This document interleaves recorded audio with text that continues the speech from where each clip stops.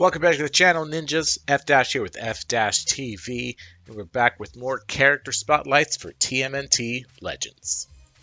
I'm joined by Archer, and today we'll be reviewing Snakeweed. Excited to be here. Archer, let's begin with a deep dive into the Area Damage Specialist Snakeweed's level 95 stats. Did you know that Snakeweed is the only Spirit Area Damage Specialist? 4 others belong to the Tech class, and 2 more belong to the Cunning class. Relative to his contemporaries, Snakeweed has high health, speed, accuracy, dodge, attack power, and defense with mid-crit rate. His stats mirror Baxter and Stranko's stats. They all have the same health and accuracy, while Snakeweed and Stranko share the same dodge, attack power, and defense.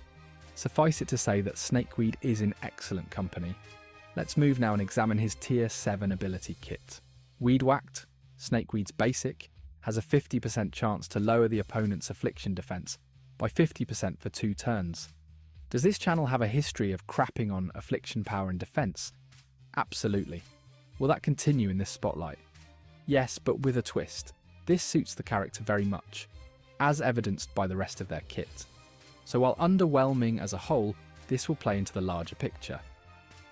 Pod Attack has a 90% chance to lower an opponent's accuracy by 50% for 3 turns, on a 4-turn cooldown. If you haven't already figured it out, Snakeweed's subclass is an Inflictor, and he is quite good at inflicting debuffs.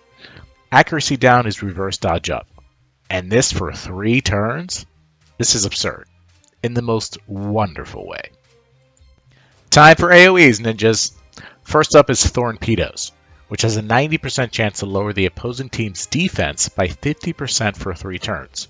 Again on a 4-turn cooldown. Let's say it together. Defense down is reverse attack up.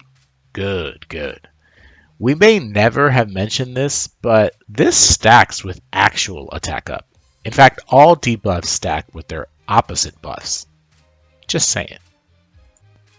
Breaking up the dual AoEs is Snakeweed's passive, Complex Biology, which gives the team a 50% chance to raise their Affliction power by 40% for 2 turns. In the grand scheme of things, is this lame? You betcha. However, in the context of this specific character, this is an amazing buff. Remember that his basic lowers the opponent's Affliction defense, so combined, this honestly guarantees a debuff. If one was crazy enough to run a full Inflictor team, there would be no better passive than this. Spore Storm is Snakeweed's other AoE, and it has a 90% chance to lower the opposing team's attack power by 50% for 3 turns, yet again on a 4-turn cooldown. If you're paying attention, this is the inverse of Torpedoes. Rather than lower defense, now we're lowering their attack power, raising our defense. This is a complete debilitation of the opponent that all but guarantees victory. For those ninjas who are just interested in damage potential, Snakeweed might slightly disappoint, even with his dual AoEs. You see, while true that Snakeweed has the same attack power as Stranko, none of his attacks raise his attack power to the degree that Stranko can. Instead, Snakeweed's true power is in debilitating opponents with debuffs that make them weaker and more susceptible to damage. It is through this lens, then, that we grade Snakeweed, and where we arrive at the conclusion there are few characters as potent as he.